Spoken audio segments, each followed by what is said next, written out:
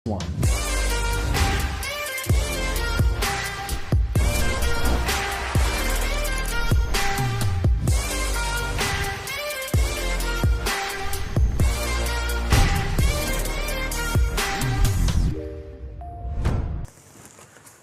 बच्चों, स्वागत है आपका आपके अपने चैनल एलिमेंटल साइंस में। स्टेट्स ऑफ मैटर चैप्टर की हमने लगातार 4 वीडियोस आपके सामने लाई है और अब हम आज आपके सामने 5वीं वीडियो, जो कि हमारे लिए गैसेस के लिए आखिरी वीडियोस होगी, इसको हम लेकर के आए हैं। आज हम पढ़ेंगे behaviour of real gases with respect to ideal gas. ठीक है, सबसे पहले शुरू कर लेते हैं। तो हमने लास्ट टॉपिक में हमने बात कर ली थी कि आइडियल गैस क्या होती हैं। वो गैसेस होती हैं जो हर कंडीशन के प्रेशर और टेम्परेचर पे गैस लॉज को अच्छे से क्या करती है, फॉलो करती है। वहीं अगर हम बात करें रियल गैसेस की, तो real gases at a particular condition he ideal gas equation को या बेसिकली सारे गैस लॉज को फॉलो करेंगी। ठीक है, आगे की बात कर लेते हैं। आगे की बात करें तो सबसे पहले आप ये जान लीजिए कि आइडियल गैस, जो आइडियल गैस इक्वेशन है, जो कि हमारा गैस इक्वेशन है PV = N × R × T, इस गैस इक्वेशन को हर कंडीशन के लिए, चाहे प्रेशर और वॉल्यूम कैसा भी हो, टेम्परेचर क्या भी रखा जाए, ये गैसेस इस पूरे लॉ को अच्छे से फॉलो करने वाली हैं। वहीं अगर हम बात करें किनकी, रियल गैसेस की, तो रियल गैसेस एक पर्टिकुलर कंडीशन में ही जो है आपको इस तरीके से PV = nRT को या गैस लॉस को फॉलो करते हुए देखी जाएंगी। अब अगर हम बात करें तो हमने यहाँ पे क्या लिखा हुआ है, हमने लिखा हुआ है an ideal gas obeys PV = nRT, यानी ideal gas equation under all conditions of temperature and pressure. ठीक है, अब यहाँ पे जो सबसे इंपॉर्टेंट चीज़ है वो ये है कि कोई भी गैस आइडियल गैस नहीं होगी। ठीक है ना, ध्यान रखना, जो कॉन्सेप्ट है आइडियल गैस का वो बेसिकली इमेजिनरी है, यानी हाइपोथेटिकल है। हम बेसिक प्रॉपर अपने जो है फिजिकल कंडीशंस में अगर हम बात करें, kinetic molecular theory of gases को ओबे करते हुए अगर हम गैस के बारे में बात करेंगे तो कोई भी गैस आइडियल गैस के जैसे बिहेव करेगी। लेकिन हमने बताया था पिछले जो है लेक्चर में कि kinetic molecular theory of gases के कुछ पॉस्टुलेट्स ऐसे हैं जो रियल टाइम प्रैक्टिस में आप फॉलो नहीं कर सकते हैं। जिनमें से पहला पॉस्टुलेट क्या था, वो ये था कि the total volume of the particle of gases is negligible to the volume of the container, या हम ये कह सकते थे कि जो एक्चुअल वॉल्यूम है बेसिकली पार्टिकल्स का, वो नेग्लिजिबल है विद रिस्पेक्ट टू उस कंटेनर के वॉल्यूम के जिसमें वो रखा गया है। ठीक है, और दूसरा जो हमने जो है आपको बताया था एजम्पशन, जो कि गलत साबित हुआ था, वो कौन सा था, वो था कि जो पार्टिकल्स होते हैं गैस के, वो एक दूसरे से इतनी दूर रहते हैं कि उनके बीच में कोई भी फोर्स ऑफ अट्रैक्शन नहीं लगता है, जबकि ऐसा नहीं है। ठीक है, पार्टिकल्स एक दूसरे के जब दूर रहते हैं, ऐसा नहीं है कि वो लिक्विड के पार्टिकल्स या सॉलिड के पार्टिकल्स के जैसे ही जो है एक दूसरे से बहुत क्लोज होंगे, लेकिन हाँ, उनके बीच में भी significant amount of force of attraction आपको देखने को मिलेगा। अब इस वजह से, क्योंकि सारे लॉज, जितने भी हमने लॉज पढ़े हैं, वो सब के सब किसके ऊपर बेस्ड हैं, in kinetic molecular theory of gases के पॉस्टुलेट्स के ऊपर बेस्ड हैं। तो इसी वजह से एक्चुअल प्रैक्टिस में हमारी जो रियल गैसेस हैं वो बिल्कुल भी आइडियल गैस के जैसे हर कंसंट्रेशन या बेसिकली हर फिजिकल कंडीशन पे फॉलो नहीं करते हुए देखी जाएंगी। तो इसी वजह से हम कहते हैं कि जो हमारा कॉन्सेप्ट है आइडियल गैस का, वो बेसिकली हाइपोथेटिकल है या बेसिकली इमेजिनरी है। क्लियर बात समझ में आ गई बच्चों? आगे बात करते हैं तो रियल गैसेस क्या है। रियल गैसेस वो गैसेस हैं जो हम एक्चुअल प्रैक्टिस में हमारे आसपास हम देखते हैं, जो कि गैस लॉस जितने भी हैं, जैसे कि बॉयल्स लॉ, चार्ल्स लॉ, है ना, हमने बहुत सारे लॉस पढ़े हुए हैं। ठीक है, इनको फेयरली वेल फॉलो करती हैं या बेसिकली अच्छे से जो है फॉलो करती हैं, लेकिन एक पर्टिकुलर कंडीशन पे। और वो कंडीशन क्या है, वो कंडीशन है लो टेम्परेचर की और हाई प्रेशर की। ठीक है, तो जब टेम्परेचर लो रखा जाए और गैस के प्रेशर को क्या कर दिया जाए, हाई कर दिया जाए, तो ऐसे केस में जो रियल गैसेस हैं वो आइडियल गैस इक्वेशन को फॉलो करेंगी, अन्यथा नहीं करती हैं। कहने का मतलब और टाइम पे आपको डेविएशन देखने को मिलेगा। ठीक है। अब यहाँ पे जो डेविएशन है वो किस तरीके का है, दो तरीके का डेविएशन है, क्योंकि हमको बेसिकली डेविएशन के बारे में बहुत अच्छे से स्टडी करनी है। तो पहले डेविएशन के बारे में समझ लेते हैं कि अगर आइडियल गैस है तो रियल गैस उस बेसिकली डेविएशन को दिखाएगी या बेसिकली उस ग्राफ को फॉलो नहीं करेगी जो एक आइडियल गैस बनाती है। इससे मतलब क्या है हमारा, देखिए गैसेस दो तरीके की होती हैं और यही कंडीशंस हम लगा रहे हैं और उससे आपको समझाने की कोशिश करेंगे कि गैसेस किस तरीके से बिहेव करने वाली हैं, किससे, आइडियल गैस के सामने या आइडियल गैस के रिस्पेक्ट में। तो हम ये कहते हैं कि दो तरीके की गैसेस हैं। पहली गैसेस जो कि वाटर सॉल्यूबल होंगी, ठीक है, ऐसी गैसेस जो कि वाटर सॉल्यूबल होंगी, जैसे यहाँ पे हमने कुछ एग्जांपल्स ले लिए हैं, जैसे कि carbon dioxide, sulphur dioxide and ammonia.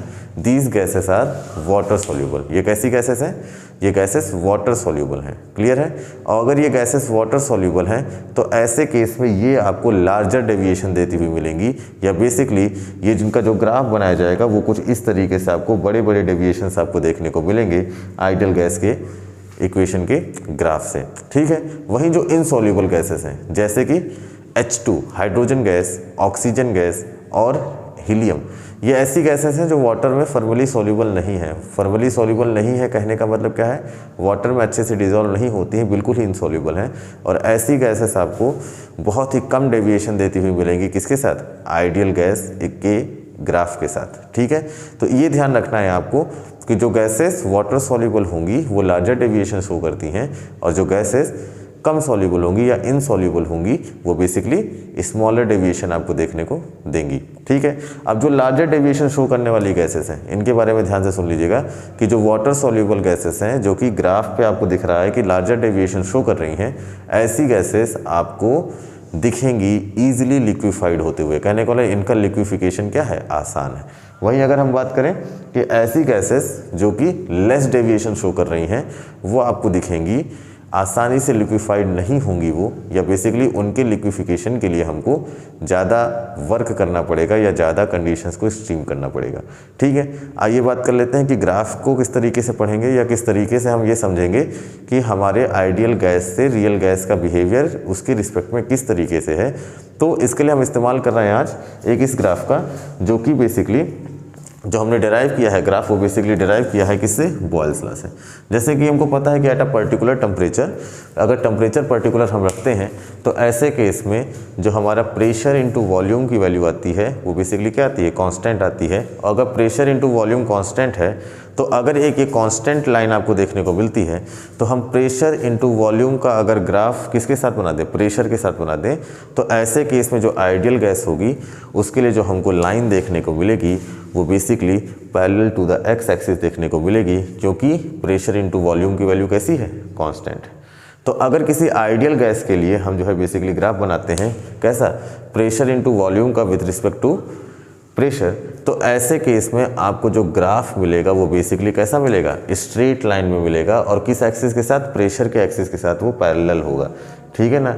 Reason क्या है, रीज़न 1 में बता दिया, क्योंकि बॉयल्स लॉ क्या कहता है कि at a particular temperature pressure into volume will be constant. अब अगर इसी के रिस्पेक्ट में अगर हम बनाना चाहें किसी रियल गैस का ग्राफ, ठीक है, इस चीज़ को समझना है, अगर सारी गैसेस आइडियल गैस के जैसे बिहेव करती तो सारी गैसेस का जो ग्राफ मिलता आपको वो बेसिकली इसी आइडियल गैस के ग्राफ के ऊपर कोइंसाइड करते हुए मिलता या parallel to the x axis देखने को मिलता आपको, क्योंकि एक्स एक्सिस पे हमने क्या रखा है, प्रेशर रखा हुआ।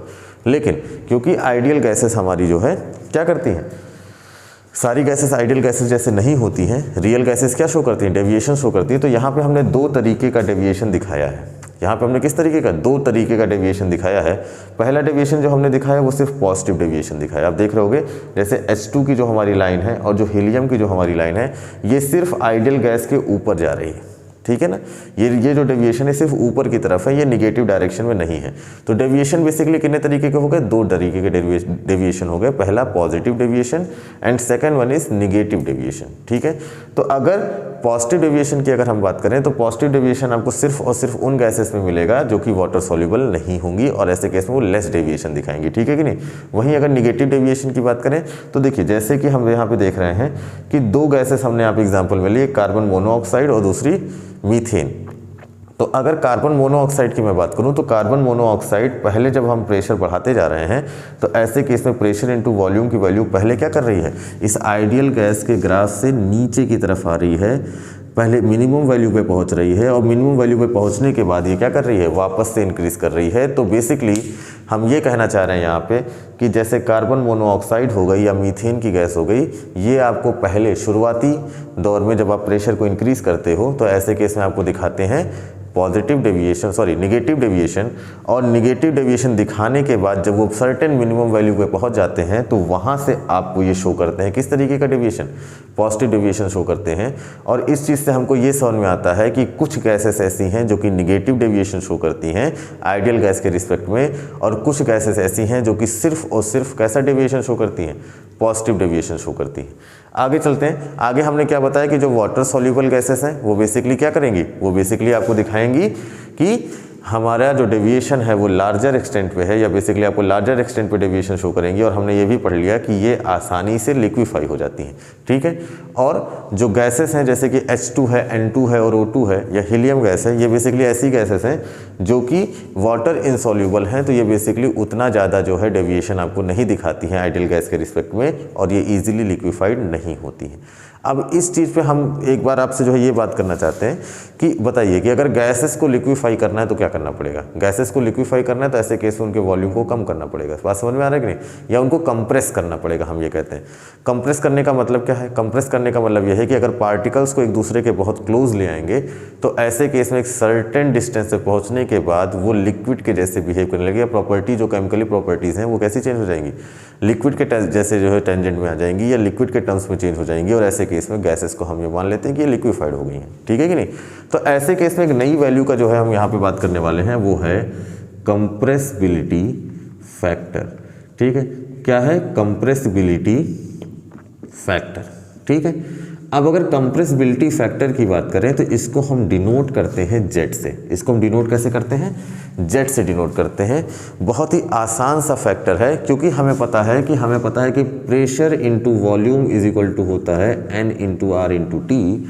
तो ऐसे केस में अगर pressure into volume divided by NRT किया जाए तो ये वैल्यू हो जाती है 1 के बराबर। किसके बराबर हो जाएगी, 1 के बराबर होगी। अब यहीं पे जो हमारा कंप्रेसिबिलिटी फैक्टर है वो आ जाता है। हम ये कहते हैं कि PV अपॉन NRT अगर हम करते हैं तो ये वैल्यू हमारी Z के बराबर आ जाती है। किसके बराबर आती है, Z के बराबर, और यही कहलाता है कंप्रेसिबिलिटी फैक्टर, ठीक है। अब कंप्रेसिबिलिटी फैक्टर की अगर हम बात करें तो अगर हमारे पास आइडियल गैस है, अगर हमारे पास कैसी गैस है, आइडियल गैस है, तो आपको पता है कि ideal gas PV is equal to NRT को फॉलो करेगी, तो PV upon NRT will become equal to 1। माने आइडियल गैस के लिए कंप्रेसिबिलिटी फैक्टर की वैल्यू कितने के बराबर आती है, 1 के बराबर आती है। जेड की वैल्यू कितने के बराबर आती है, 1 के बराबर आती है। वहीं अगर रियल गैसेस की बात करें तो हमको पता है कि रियल गैसेस में, क्योंकि गैसेस फॉर्मूली फॉलो नहीं कर रही हैं किसको, आइडियल गैस इक्वेशन को, तो ऐसे केस में for real gases PV NRT के बराबर नहीं होगा। किसके लिए, रियल गैसेस के लिए। और ऐसे केस में हम ये कहते हैं कि Z की वैल्यू 1 के बराबर नहीं होगी, Z की वैल्यू 1 से ज़्यादा हो सकती है, Z will be greater than 1 और Z will be smaller than 1, ठीक है। तो यहीं पे हमारा कॉन्सेप्ट आ जाएगा कि कंप्रेस गैस किस तरीके से हो रही है। अगर आइडियल गैस है तो compressibility factor will become equals to 1, और अगर रियल गैस है तो उनके लिए Z की वैल्यू यानी कंप्रेसिबिलिटी फैक्टर की वैल्यू 1 से ज़्यादा और 1 से कम होगी। अब 1 से ज़्यादा क्या होगी, अगर 1 से ज़्यादा होगी तो कितनी होगी और क्या होगा गैस के साथ, अगर 1 से कम होगी तो क्या होगा गैस के साथ, इसके बारे में हम बात करने जा रहे हैं। तो कंप्रेसिबिलिटी फैक्टर की वैल्यू अगर, Z की वैल्यू अगर हमारी 1 से कम आती है, यानी अगर PV अपॉन NRT की वैल्यू यानी Z की वैल्यू 1 से कम है, ठीक है, लेस देन 1 है, तो ऐसे केस में हम ये कहेंगे कि गैसेस शो करेंगी निगेटिव डेविएशन, ठीक है। और जब गैस निगेटिव डेविएशन शो करेगी तो ऐसे केस में गैस ज़्यादा कंप्रेसिबल हो जाती है या आसानी से कंप्रेस होती है और वो ईजिली लिक्विफाई हो जाती है, ठीक है। वहीं अगर हम बात करें Z की वैल्यू अगर 1 से ज़्यादा है, Z की वैल्यू अगर 1 से ज़्यादा है, तो ऐसे केस में जो गैसेस होती हैं वो सिर्फ और सिर्फ पॉजिटिव डेविएशन शो करेंगी और ऐसे केस में उनका कंप्रेसिबिलिटी फैक्टर क्योंकि 1 से ज़्यादा है तो उनको कंप्रेस करने के लिए हमें और मेहनत करनी पड़ेगी, यानी वो ईजिली कंप्रेसिबल नहीं होंगी। आसान भाषा में कहूँ तो उनको लिक्विड में कन्वर्ट करना उतना ही ज़्यादा क्या होगा, मुश्किल होगा। ठीक है, अब अगर जेड के फॉर्मूले की बात करें या हम ये कह सकते हैं कि कैसे जो है निकाल सकते हैं हम जेड की वैल्यू, तो this will become V real divided by V ideal. ठीक है, क्योंकि हमको पता है कि अगर रियल गैस है हमारे पास तो ऐसे केस में जो फॉर्मूला बनेगा वो बन जाएगा P इंटू वी रियल, ठीक है, is equal to N into R into T. अगर यहाँ से हम जेड की वैल्यू लिखें तो जेड की value will become P into we real divided by NRT। ठीक है, अब ये बेसिकली कंप्रेसिबिलिटी फैक्टर हमने रियल गैस के लिए लिखा। वहीं अगर आइडियल गैस के लिए लिखें तो P into V ideal will be equal to N into R into T. यहाँ से अगर हम जेड की वैल्यू निकालेंगे तो वो बेसिकली हो जाएगा P into V ideal divided by NRT। अब अगर आप देखोगे इन दोनों इक्वेशंस को, इसको हम इक्वेशन 1 मान लेते हैं और इसको हम इक्वेशन 2 मान लेते हैं। If we divide equation 2 with respect to equation या बाई, सीधा लिख देते हैं बाई इक्वेशन 1। अगर हम इक्वेशन 2 को इक्वेशन 1 से क्या कर रहे हैं, डिवाइड कर रहे हैं, तो ऐसे केस में हम कह सकते हैं कि z की वैल्यू जो आएगी या बेसिकली यहाँ पे z की जो वैल्यू आएगी वो आ जाएगा P into V ideal divided by NRT divided by P into V, इसको हम ऊपर रियल गैस लिख रहे थे तो पहले ऊपर रियल लिख लेते हैं, divided by P into V ideal divided by N into R into T. NRT से NRT कट जाएगा, P से P कट जाएगा और जो फॉर्मूला आएगा वो आ जाएगा V real divided by V ideal. ठीक है, तो यहाँ से जेड की वैल्यू आपकी जो आ गई वो आ गई V real divided by V ideal, माने real volume divided by ideal volume. ठीक है, तो अगर आप कह सकते हैं कि यहाँ से डिफिनीशन क्या लिखेंगे, तो डिफिनीशन लिख सकते हैं द कंप्रेसिबिलिटी फैक्टर यानी Z can be defined as for the real gas as the ratio of the molar volume, यानी जो एक्चुअल मोलर वॉल्यूम है उसका रेशियो ले लें आप आइडियल मोलर वॉल्यूम के साथ। ठीक है ना, क्या करें कि it is defined as the ratio of actual volume या actual molar volume divided by ideal molar volume. ठीक है, अब आपको हमने डेविएशन के बारे में बता दिया कि डेविएशन किस तरीके से हम शो करते हैं। डेविएशन किस तरीके से बताते हैं कि गैसेस जो कि इनसॉल्यूबल हैं वाटर के अंदर वो सिर्फ कैसा डेविएशन शो करेंगी, पॉजिटिव डेविएशन शो करेंगी, और जो गैसेस सिर्फ और सिर्फ कैसे सॉल्यूबल हैं वाटर के अंदर वो कैसा शो करेंगी, डेविएशन, निगेटिव डेविएशन भी शो करेंगी। तो ऐसे केसेस में हम ये कह सकते हैं कि देखिए गैसेस आइडियल बिहेव कब करेंगी इसके बारे में बात कर लेते हैं, या बेसिकली कॉज क्या है। ठीक है ना, आइडियल बिहेवियर और रियल बिहेवियर इसके बारे में बात कर लेते हैं। तो हम ये कह सकते हैं कि जो गैसेस हैं वो आइडियल बिहेवियर तब शो करेंगी जब उनका वॉल्यूम बहुत ही ज़्यादा होगा, जब उनका वॉल्यूम बहुत ही ज़्यादा होगा। ठीक है ना, इसके मतलब ये है कि हमने क्योंकि 2 फैक्टर पढ़े थे। पहला कि हमने क्या कहा था कि जो एक्चुअल वॉल्यूम है पार्टिकल्स का वो बेसिकली नेग्लिजिबल है किसके रिस्पेक्ट में, वॉल्यूम ऑफ कंटेनर की। तो इस कंडीशन को अचीव करने के लिए हमें क्या करना पड़ेगा कि जो कंटेनर है उसका वॉल्यूम इतना ज़्यादा करना पड़ेगा, यानी वॉल्यूम ऑफ कंटेनर इतना बढ़ाना पड़ेगा कि ये हम कंडीशन अचीव कर लें कि जो एक्चुअल वॉल्यूम है गैसेस का वो रियल वॉल्यूम या बेसिकली जो रियल वॉल्यूम है गैसेस का वो बेसिकली आइडियल वॉल्यूम के रिस्पेक्ट में नेग्लिजिबल हो जाए। ठीक है, और जो दूसरा जो है फैक्टर है वो यहीं से हमारा वो भी क्योर हो जाएगा, या उस फैक्टर को भी हम अचीव कर लेंगे कि जब वॉल्यूम बहुत ज़्यादा होगा तो गैसेस के पार्टिकल्स बहुत दूर होंगे, और जब वो एक दूसरे से बहुत दूर होंगे तो ऐसे केस उनके बीच का इंटरेक्शन लगभग 0 के बराबर हो जाएगा, यानी इंटरेक्शन पूरी तरीके से नेग्लिजिबल हो जाएगा। ठीक है, अब इसी चीज़ को समझने का दूसरा तरीका ये है, ठीक है, कि सपोज करते हैं कि रियल गैस बिहेव क्यों करती हैं अपने जैसे, आइडियल गैस के जैसे बिहेव क्यों नहीं करती हैं। तो ऐसे केस में हम ये कह सकते हैं कि हमें पता है कि जो मॉलिक्यूल्स होते हैं गैसेस के वो एक दूसरे के साथ क्या करते हैं, इंटरेक्शन करते हैं या एक दूसरे के साथ फोर्सेस लगाते हैं एक दूसरे के ऊपर। ठीक है, अब सपोज करो कि अगर हमने प्रेशर बहुत बढ़ा दिया गैस का, माने हाई प्रेशर की हम बात कर रहे हैं, तो ऐसे केस में जो इंटरेक्शन है वो भी बढ़ जाएगा, क्योंकि पार्टिकल्स एक दूसरे के काफ़ी क्या जाएंगे, क्लोज आ जाएंगे। अब अगर पार्टिकल्स एक दूसरे के बहुत ज़्यादा क्लोज हो जाएंगे तो ऐसे केस में, क्योंकि अब देखिए इस तरीके से समझो कि अगर ये एक पार्टिकल था और ये गैस के कंटेनर के ऊपर जाकर के स्ट्राइक करने वाला था, ठीक है, लेकिन क्योंकि उसके ऊपर फोर्स ऑफ अट्रैक्शन लग रहा है दूसरे पार्टिकल की वजह से, तो ये पार्टिकल, जो पहला पार्टिकल है, वो दूसरे पार्टिकल को क्या करेगा, होल्ड करेगा, और जो इम्पैक्ट है बेसिकली किसका, कोलिजन का गैस कंटेनर के ऊपर पार्टिकल का, वो बेसिकली इफेक्ट होगा। और इफेक्ट होने का मतलब क्या है कि जो प्रेशर है वो बेसिकली उतना ज़्यादा नहीं देखने को मिलेगा जितना ज़्यादा प्रेशर आप एक्सपेक्ट करते हो, कब, जब गैसेस के पार्टिकल्स एक दूसरे के साथ इंटरेक्ट ना कर रहे हों या मॉलिक्यूल्स एक दूसरे के साथ इंटरेक्शन में ना हो। क्लियर बात समझ में? तो हम ये कहते हैं कि क्योंकि इंटरेक्शन हो रहा है, इस वजह से जो प्रेशर का इम्पैक्ट है या प्रेशर पे जो इम्पैक्ट है वो बेसिकली कैसा आता है, कम आता है। या हम ये कह सकते हैं क्यों, क्योंकि जो इम्पैक्ट ऑफ कोलिजन है पार्टिकल का वो डिफर करता है या बेसिकली अल्टर होता है, इस वजह से हमारा जो पार्टिकल है वो उतनी तेज़ी से कोलाइड नहीं करता है, और जो प्रेशर एग्जर्ट होता है वॉल्स ऑफ कंटेनर पे वो बेसिकली कैसा हो जाता है, कम हो जाता है। ठीक है, आगे की बात कर लेते हैं। ठीक है, तो हम ये कहते हैं कि जो गैसेस के पार्टिकल्स हैं, अगर हम उनको बहुत हाई प्रेशर पर रखें तो बेसिकली हम ये कह सकते हैं कि बहुत ज़्यादा जब क्लोज पार्टिकल्स एक दूसरे के आ जाते हैं तो जो रिपल्सिव फोर्स होता है पार्टिकल्स के बीच का, वो भी बहुत ही ज़्यादा क्या हो जाता है, सिग्निफिकेंट हो जाता है। और सिग्निफिकेंट होने का मतलब ये है कि अब इस फोर्स को भी हम जो है डिनाई नहीं कर सकते हैं। डिनाई नहीं कर सकते, कहने का मतलब इसको नेगलेक्ट नहीं कर पाएंगे। और जब इसको हम नेगलेक्ट नहीं कर पाएंगे तो ऐसे केस में हम ये कहते हैं कि जो गैसेस के पार्टिकल्स हैं, ठीक है, क्योंकि एक दूसरे के बहुत क्लोज हैं तो उनके बीच का जो स्पेस है वो काफ़ी ज़्यादा हद तक हमने क्या कर लिया है, ख़त्म कर दिया है।